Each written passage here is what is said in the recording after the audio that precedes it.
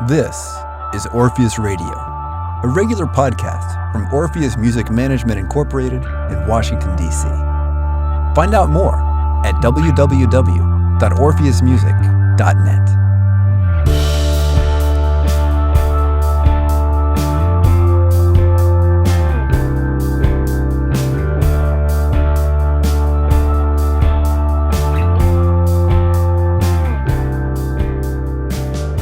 Hi, everybody. I am here today with Elizabeth II, who Hello, everyone. We're very excited to be talking today about her new single, which is called All My Failures, which is coming out very, very soon.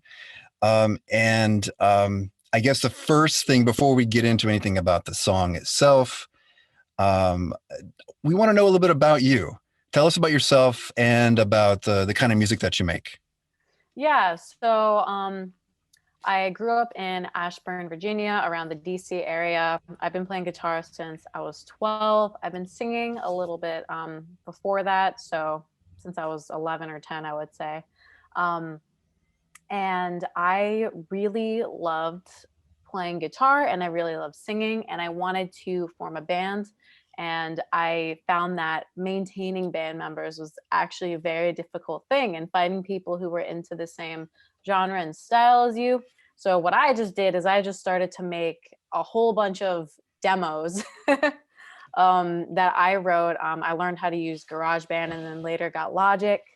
And I started recording all my ideas, went to Mark Williams of Sucker Punch Studios to record them. And then Elizabeth II was born, basically. And a lot of that first EP, that first record, it has some grungy vibes, I would say. Specifically, there's a song called, I think it's Mona Lisa Smile, by Wolf Alice. I think that's the name of the band. And some of the songs in there were heavily influenced by that song in particular, the vibe of it. And there's also some songs in there that are pretty inspired by the Foo Fighters.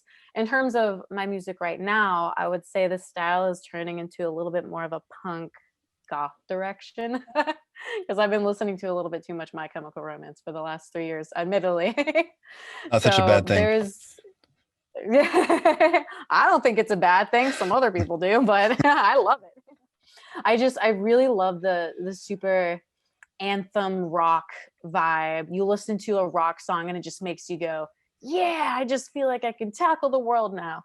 So that's pretty much the kind of sound that I try and go for with my music, creating songs that make you feel inspired, make you feel like you can do anything. And I feel like the new song All My Failures really circles around that vibe. It's very energizing, and then it takes a couple twists and turns, and then it sort of has this like breath of fresh air towards the end with this sick guitar solo. So that's kind of the direction that the sound is going in. Great. And how long have you been making music? I've been making music, I'd say, since I've been playing since I was 12, but actually sitting down and writing songs, I'd say I started at around 16. That's great. That's great. Now, those first 2 years of songwriting weren't great, but of course, everything after that, it takes practice. Doesn't it? Yes. Well, so what you mentioned a little bit about your influences, at least for your early recordings or early songs. What are you listening to right now? Yeah, so right now I've been listening to a lot of Nothing But Thieves. They're kind of a newer rock band. I've seen them twice, once at Rock and Roll Hotel and then the next time at 930 Club. So they are getting a little bit bigger, and I've started hearing some of their songs in some Netflix shows. But I really like that band because of the way the two guitar players work with each other texture-wise. And if you just listen to any of their songs and just kind of pay attention to that, it's really cool how they write those parts. So I've been listening to a lot of them. I've also been listening to a lot of a band called Microwave. They're a little bit more punk, but they have this really cool song, Lighterless, that I've been obsessed with for a long time now. It's literally on my most repeated songs playlist on Spotify. So I've been listening to a lot of them as well. In terms of like maybe the past week, I've been throwing it back to some classic rock. I would say I've been listening to a lot of you know, like the classic Led Zeppelin. I'm trying to play more guitar now.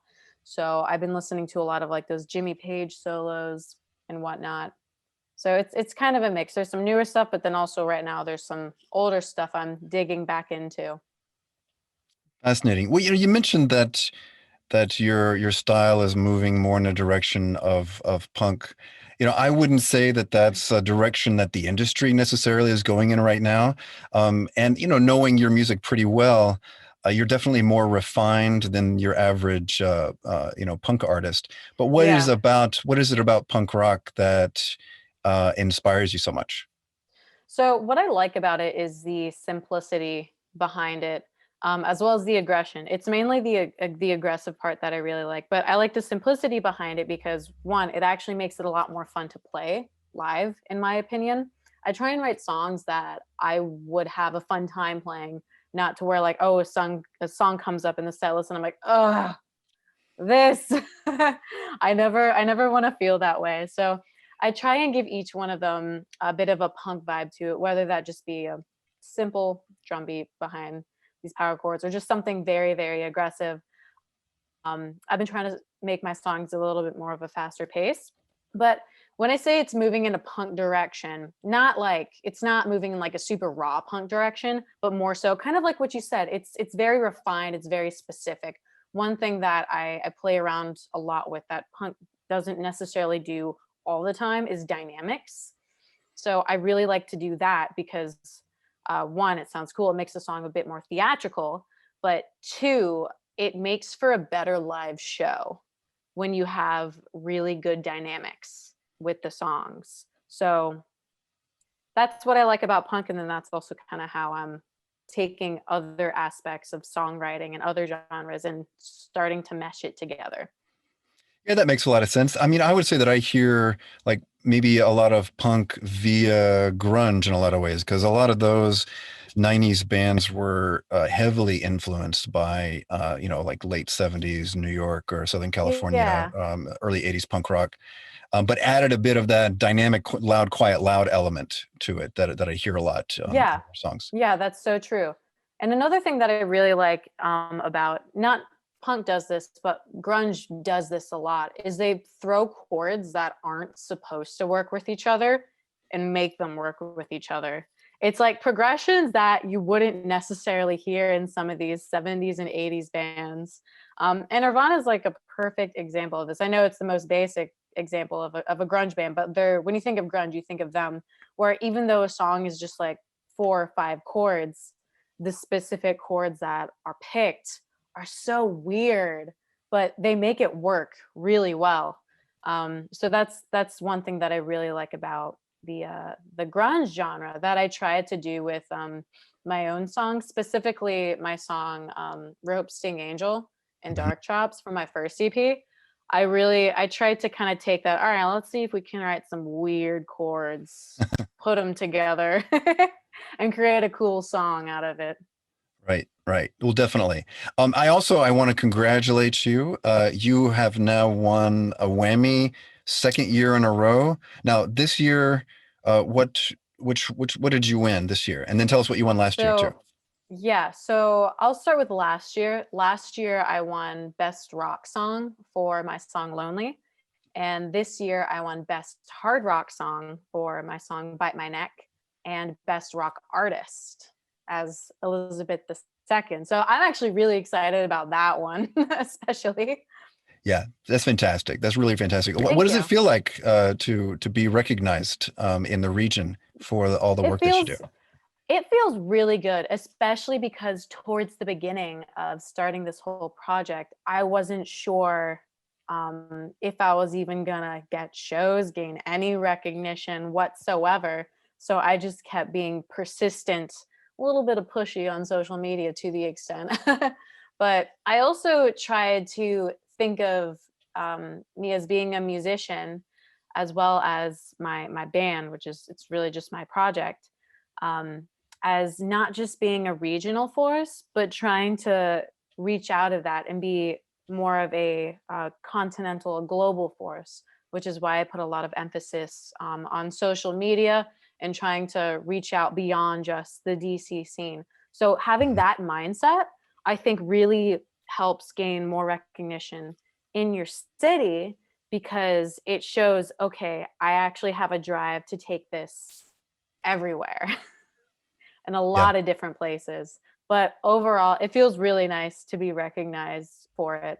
I worked hard, and if you had told me like 3 years ago that I would have gotten these awards, I would have been like, "What?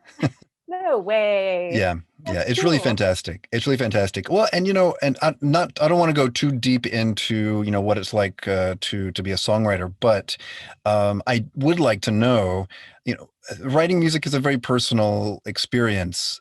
What is it like for this very personal creation of yours to be enjoyed by fans, to be enjoyed by followers on social media, to obviously to be recognized with an award. What is that really like? Oh, it feels good. I would say, especially because I put a lot of time into the song specifically. My favorite part about this is people just listening to the songs and being like, hey, this is on my playlist. Hey, I listened to this song while I'm like doing homework. I've had some people tell me that I listen to this song to like pump me up. That's what I get really excited about because that means that you're connecting to it and you like the songs that I'm writing. And that is the best feeling ever when you write something and people are like, "Oh yeah, I listen to this again and again and again." And I've even had people do covers of them, especially I've had people do covers of my guitar solos as well, which has been really cool. Wow. Well, I want to ask now about what it's been like being a musician, a working musician during the coronavirus pandemic. Obviously, it's affected everybody. But I want to know, how has it affected you and the work that you do? Yeah, so there have been a lot of positives, but then also negatives as well. I'll start with the negatives and then kind of go to the positives to leave that question on a lighter note. Negative wise, I can't play shows. I can't go out to a music venue, play a show for people, bring that energy forward. I can't play with the band that I have play with me, which sucks because they're awesome. So that I would say has been the hardest thing. For me personally, income when it comes to shows isn't really an issue for me just because I teach. I'm a guitar, voice, and bass instructor at Seven Drum City up in DC. So all of our lessons are virtual, and thankfully, a lot of my students have been wanting to stick with continuing lessons throughout the pandemic. So I know a lot of people have been hit financially by the coronavirus pandemic because live shows are gone. But I've been fortunate enough to be able to stay afloat throughout the whole thing. Um, the positives that have come from it was that I had a lot of time to practice to practice guitar, which was super exciting because I right before the pandemic hit, I was kind of in a hole of like, oh my gosh, there's so many things I want to practice with guitar and that I want to get better at, but I don't have the time. Well, no one can go anywhere.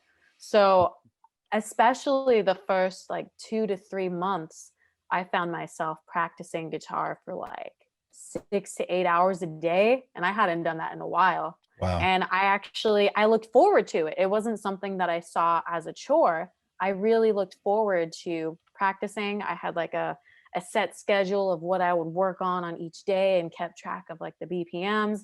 Every other day I'd learn a new guitar solo. It gave me time to learn things that I wasn't actually able to practice before.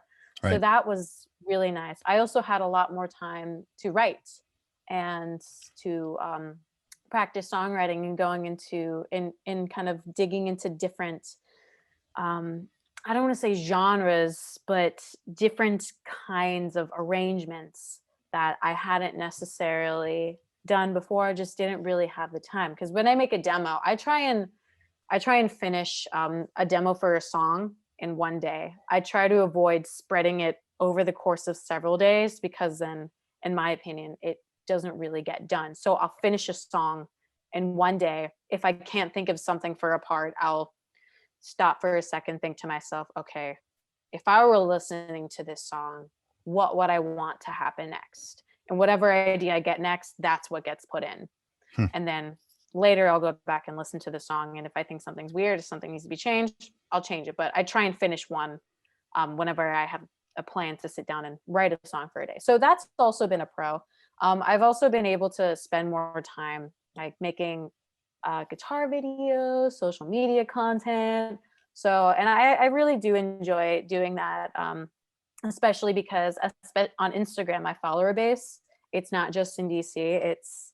It's pretty spread throughout. I've got some people in Brazil, some people in England. So that's they can't really come to my show since I really only play in the DC area. So kind of giving them stuff to stay up to date with Elizabeth II is I think is really great. But with that being said, I wish I could play shows.